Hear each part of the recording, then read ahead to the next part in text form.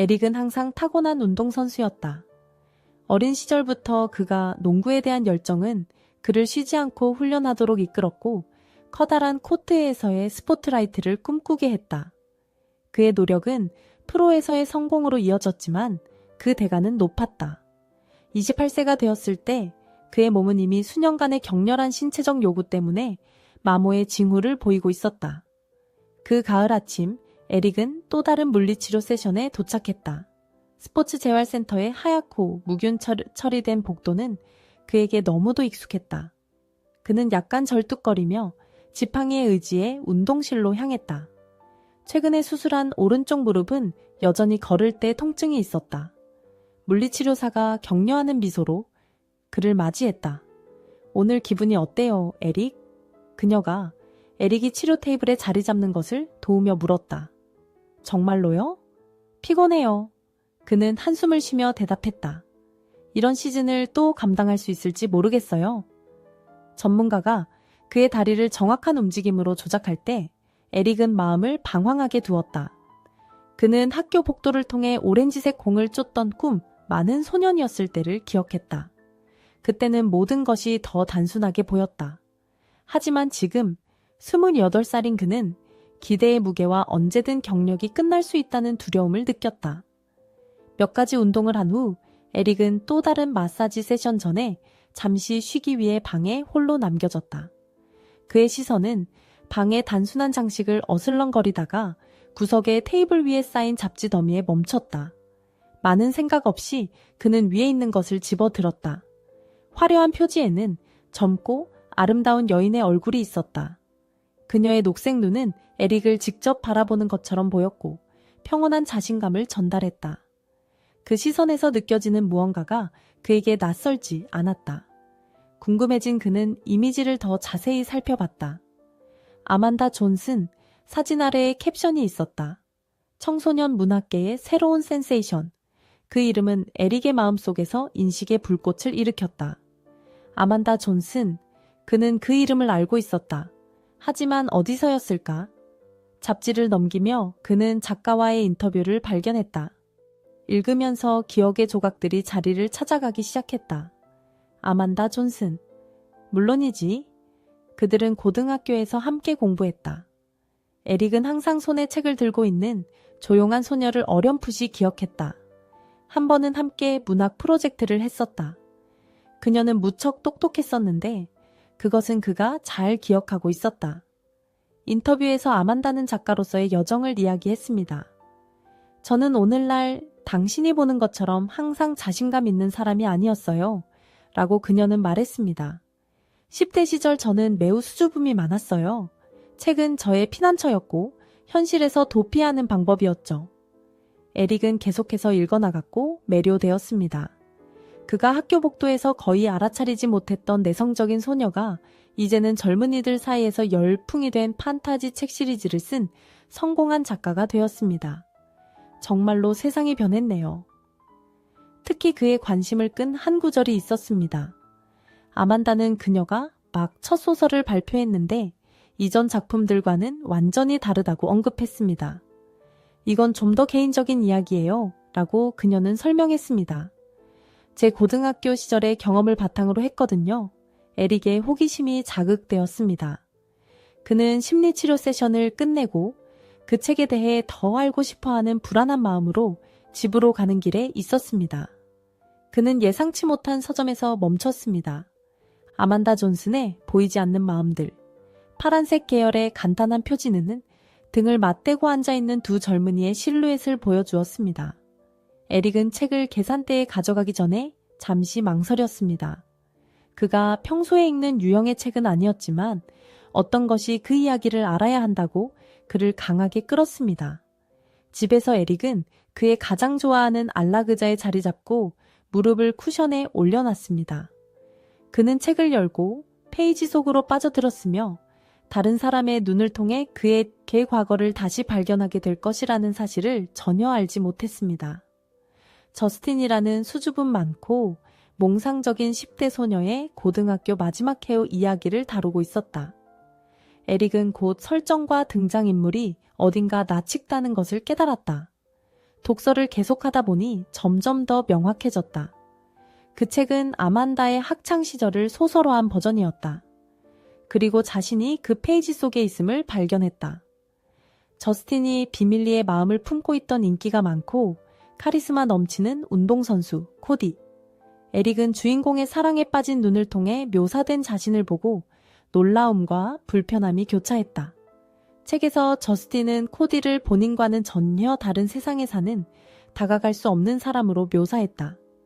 그에게 나는 그저 군중 속 또 다른 사람일 뿐, 캐릭터는 생각했다.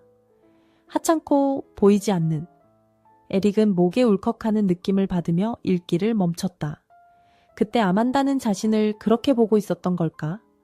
그렇게 멀고 완벽한 사람으로? 상황의 아이러니를 그는 놓치지 않았다. 그녀가 그를 이상화하는 동안 그는 자신의 불안과 압박감에 고군분투하고 있었다. 이야기가 전개되면서 에릭은 오래전에 잊어버린 자신의 청소년 시절을 되새겼다. 아만다와 함께했던 문학 프로젝트가 책에서 새로운 의미를 가졌다. 저스틴에게 있어서 코디와 함께한 그 몇 시간은 마법처럼 특별했고 희망과 이루어지지 않은 꿈들로 가득 차 있었다. 에릭은 과거로 돌아가 그 수줍은 소녀에게 그녀가 얼마나 특별한지를 말해주고 싶다는 생각이 들었다. 그의 삶이 겉보기만큼 완벽하지 않다는 것을, 그 역시 두려움과 불확실함이 있었다는 것을. 책이 끝날 무렵 저스틴과 코디는 함께하지 못했습니다. 주인공은 동화가 현실에는 존재하지 않으며 코디가 아마 그녀를 기억하지 못할 것이라고 결론지었습니다. 에릭은 무거운 한숨을 쉬며 책을 덮었고 이름 붙일 수 없는 감정들이 뒤섞인 기분을 느꼈습니다. 그 후 며칠 동안 에릭은 아만다와 그녀의 이야기를 머리에서 떨쳐낼 수 없었습니다. 그 이야기의 무언가가 깊숙이 그를 감동시켜 예상치 못한 감정과 성찰을 불러일으켰습니다. 무릎의 힘을 회복하려고 고군분투하던 물리치료 세션 동안에도 그의 마음은 끊임없이 그 책의 페이지로 돌아갔습니다. 그의 마음속에서 어떤 아이디어가 형태를 갖추기 시작했습니다. 만약 그가 아만다와 이야기할 수 있다면 어떨까요?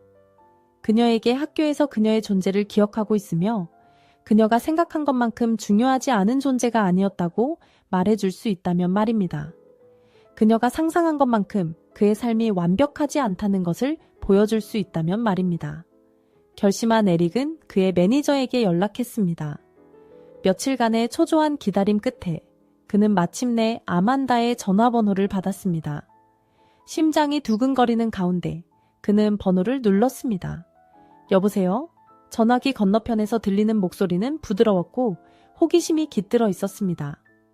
아만다, 안녕하세요. 에릭입니다. 에릭 톰슨이에요. 우리 고등학교 같이 다녔던 거 기억하시나요? 잠시 침묵이 흘렀다. 에릭? 와, 이건 예상치 못했어. 물론 기억하지. 어떻게 내 번호를 알았어? 에릭은 그녀의 잡지 인터뷰를 보고 그녀의 책을 읽었다고 간단히 설명했다. 말하고 싶은 게 있었어. 괜찮다면? 아만다의 목소리에는 놀라움이 묻어났다. 내 책을 읽었다고? 정말? 읽었어. 그리고 깊은 감명을 받았어. 아만다, 정말 직접 만나서 이야기하고 싶어. 만날 수 있을까? 잠시 망설인 후 아만다는 동의했다. 그들은 다음 주에 시내 중심에 있는 한 조용한 카페에서 만나기로 했다. 만남의 날이 다가왔고 에릭은 오랜만에 느껴보는 긴장감에 사로잡혔다. 그는 카페에 일찍 도착해 구석에 눈에 띄지 않는 테이블을 선택했다. 아만다가 들어섰을 때 그가 즉시 알아차렸다. 그녀는 잡지 사진보다도 더 아름다웠고 기억 속에 수줍던 소녀와 대조되는 자신감 있는 모습이었다. 에릭, 그녀는 다가오면서 미소 지었다. 오랜만에 만나서 정말 좋다. 그들은 약간 어색한 포옹으로 인사를 나눴다. 너 정말 좋아 보인다, 아만다. 에릭은 진심으로 말했다. 내 책들이 성공한 것 축하해. 아만다는 약간 얼굴이 붉어졌다. 고마워. 아직도 조금 비현실적으로 느껴져. 너는 어때? 너의 농구 경력은 잘 돼가? 에릭은 잠시 머뭇거렸다. 사실 지금은 좀 힘든 시기를 겪고 있어. 부상들 때문이야. 이번 시즌이 끝나면 은퇴할까 생각 중이야. 아만다는 표정이 부드러워졌다. 그 얘기를 들으니 안타깝다. 정말 힘들겠네. 에릭은 깊은 숨을 들이쉬었다.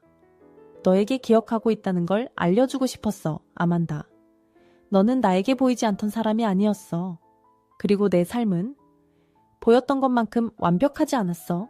아만다는 놀라며 눈을 크게 뜨고 물었다. 나를 기억해? 물론이지. 넌 반에서 가장 똑똑한 여자였어. 우리가 같이 그 문학 프로젝트를 했던 때가 기억나. 너의 책 분석에 깊은 인상을 받았어. 아만다는 수줍은 미소를 지었다. 난 네가 그때 내 존재조차 거의 인식하지 못했다고 생각했어. 에릭은 고개를 저었다. 아니야, 알아챘어.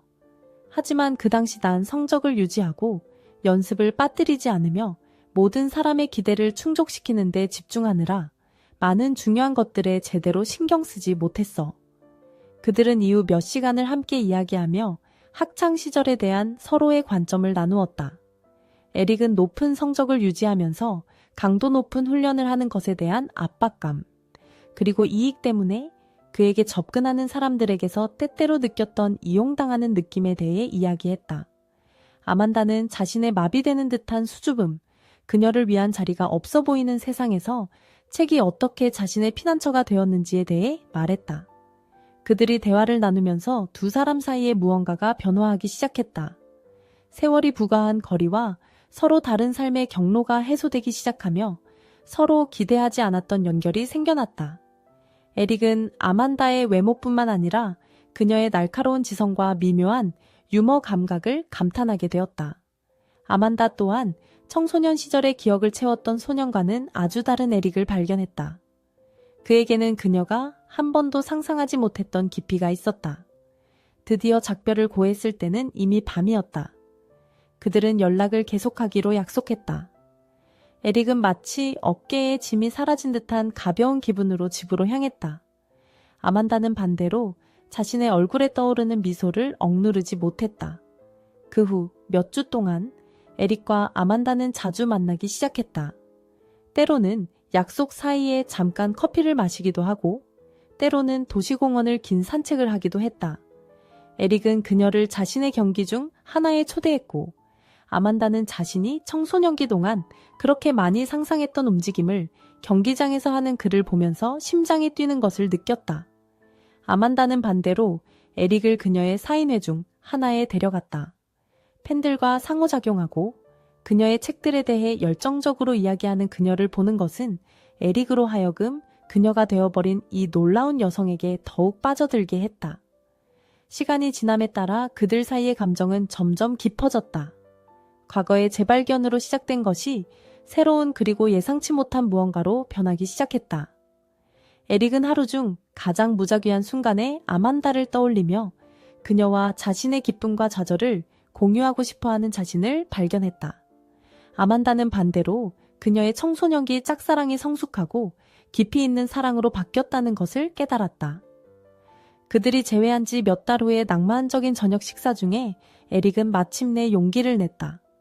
그는 아만다의 손을 맞잡고 그녀의 눈을 바라보며 말했다. 아만다, 당신은 동화가 현실에 존재하지 않는다고 썼지. 하지만 나는 동의하지 않아. 우리가 지금 살고 있는 것, 인생이 우리에게 준 이 두 번째 기회, 이건 마법 같아.